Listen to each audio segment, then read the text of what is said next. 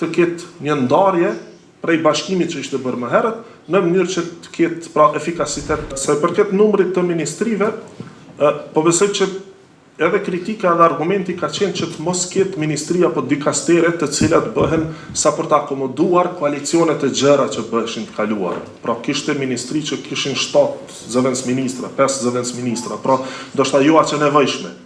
Por ishin bërë që të akomodoshin koalicionet e gjëra. Në rastin tonë, pra nuk është kjo nevojë që të ketë koalicion të gjerë, sepse kemi shumicën e nevojshme, pra si që patë edhe dje.